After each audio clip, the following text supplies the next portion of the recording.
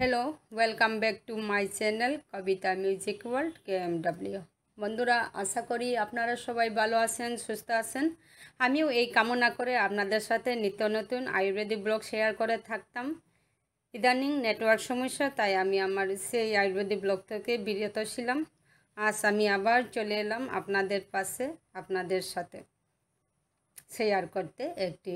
আজ আমি আলোচ্য বিষয় হিসেবে রেখেছি যোগব্যায়াম নিয়ে। কোন আসনে আমাদের কি রোগ নিরাময় হয় তাই নিয়ে আমি আজ বিস্তারিত আলোচনা করব।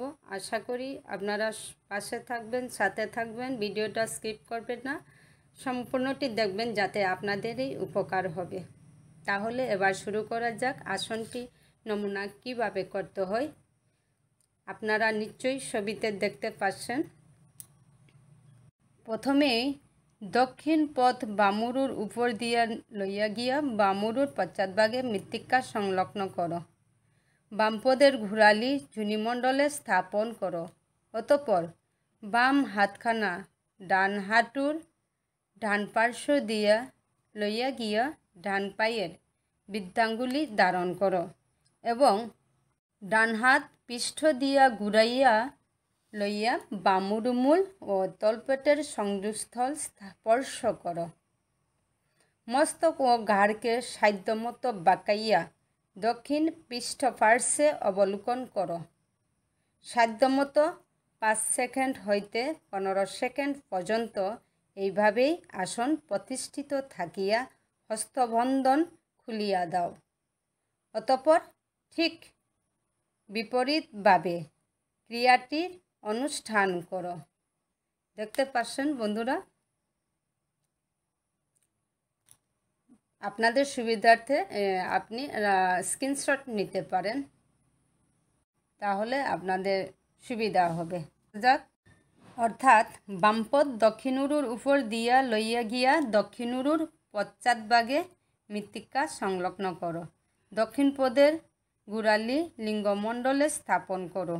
অতঃপর ডান হাতখানা বা হাঁটুর বা পাশ দিয়া লইয়া গিয়া বাম পায়ের বৃদ্ধাঙ্গুলি ধারণ করো এবং বাম হাত পৃষ্ঠের উপর দিয়া সরাইয়া আনিয়া দক্ষিণ উরুমূল ও তলপেটের সংযোগস্থল স্পর্শ করো।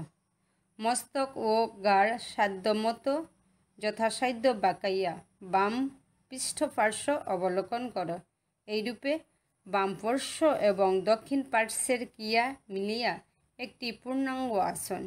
ইহা গ্রীষ্মকালে মাত্র একবার এবং শীতকালে 2 বার করিয়া করবে। বন্ধুরা, আপনাদের জানা আছেন এখন গ্রীষ্মকাল, তাহলে একবার করে নেবেন। প্রথম আসনটি করা কষ্টকর হইলেও পায়ের গোড়ালি লিঙ্গমণ্ডলে স্থাপন না করিয়া গোমুখাসনের মতো পৃষ্ঠপার্শ্বে স্থাপন করো। গোমুখাসন আমি আপনাদের শেয়ার করব। এইভাবে 8-10 দিন অভ্যাস করলেই হাত পায়ের স্নায়ুমণ্ডলীর আড়ষ্টতা দূর হবেই। তখন পূর্বোক্ত নিয়মে আসনটি অভ্যাস করা সহজ হইয়া আসবে। তাহলে বন্ধুরা, এখন গোমুখাসন কীভাবে, ছবিটা আপনারা একবার দেখে নেন। করো গোমুখাসন আমি আপনাদের শেয়ার করব। এইভাবে 8-10 দিন অভ্যাস করলেই হাত পায়ের স্নায়ুমণ্ডলীর আড়ষ্টতা দূর হবেই। তখন পূর্বোক্ত নিয়মে আসনটি অভ্যাস করা সহজ হইয়া আসবে। তাহলে বন্ধুরা, এখন গোমুখাসন কীভাবে, ছবিটা আপনারা একবার দেখে নেন।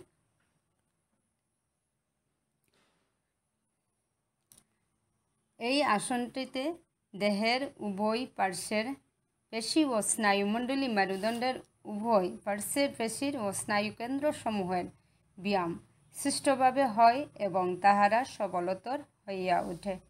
ইহার অভ্যাসে মেরুদণ্ডের পার্শ্বভাগও নমনীয় হইয়া ওঠে। সুতরাং এই আসনটি মেরুদণ্ডকে যৌবনচিত, সবল ও নমনীয় রাখিবার পক্ষে অপরিহার্য।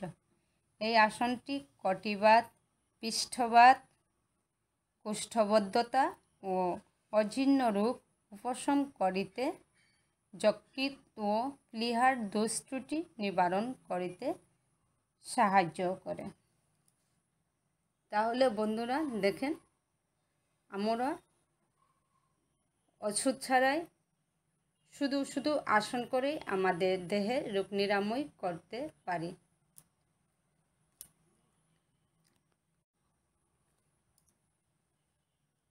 তাহলে বন্ধুরা, আপনাদের যদি ভিডিওটি ভালো লেগে থাকে তাহলে নিশ্চয়ই আপনাদের বন্ধুদের সাথে শেয়ার করতে ভুলবেন না। আর যদি আপনি নতুন আমার চ্যানেলে এসে থাকেন তাহলে চ্যানেলটিকে সাবস্ক্রাইব করে পাশে থাকা বেল আইকনটি ক্লিক করে রাখবেন, যাতে অল নোটিফিকেশন আপনি পেয়ে যাবেন অতি